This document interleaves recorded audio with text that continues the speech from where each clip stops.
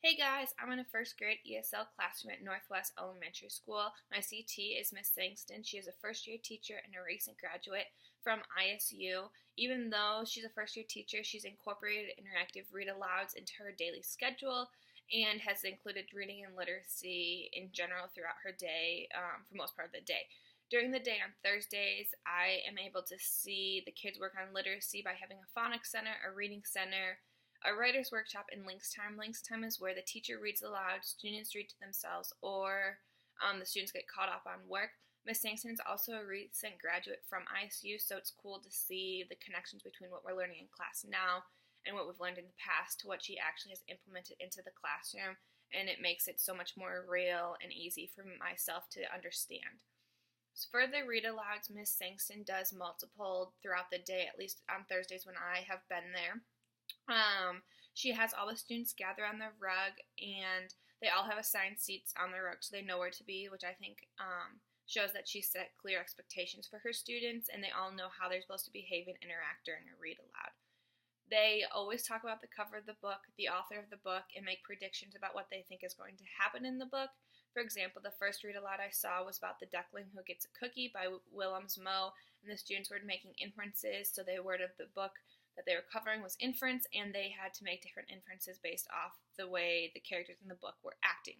At some points, the students will be talking out loud without raising their hand. Ms. Sangston always makes sure to encourage the hand raising. She doesn't directly call those kids out, but she just encourages it in a polite manner. She also reads a chapter book each day at the end of the day if they have time, and they'll make predictions based off of what happened in the last text. The students seem to love to have books read to them. They don't really enjoy reading to themselves as much as I've noticed they love to have books read to them. I was highly impressed when I did my interactive read aloud. I read The Rainbow Fish and related it to bullying and sharing with your friends, just because those are issues that Miss Sangston has talked to Tracy and myself about, so we thought that would be a great way to incorporate it into their room. The kids all participated. We're super excited to have the book read to them, and throughout the day we related to what we talked about to what their behaviors during the day. Overall, I'm extremely impressed with the way she does her interactive read alouds. Like I said earlier, she set those clear expectations for all her students during a read aloud, so they know what's expected and what's not.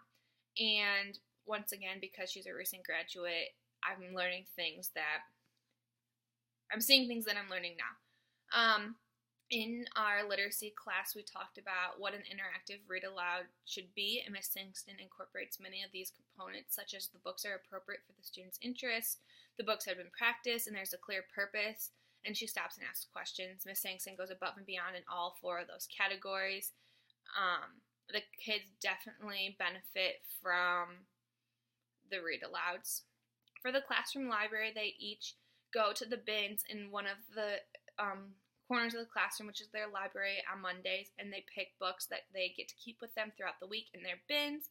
They also have baggies of books which are picked by Miss Sangston that are either below, at, or above their reading level.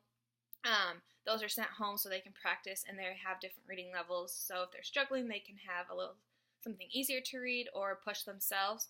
Overall, the library is appealing to the eye, inviting for the students to pick the books. I just wish I would have had the opportunity to see it. Like I said, they do it on Mondays, and Miss Sangston says that the kids love to pick their books, and I've noticed the kids definitely pick the same kind of books because they are labeled, so they can pick books that are very similar to each other. The students love to have books read to them. Every time there's an opportunity for myself or Tracy to read, they love it, so that's awesome. I think it's great that they have these expectations of reading in their classroom and have time specifically for reading. Our kids are ESL, so they do struggle with English, so I think that's one of the main reasons why they enjoy having books read to them rather reading themselves, so I think that's something to keep in mind as a future ESL teacher.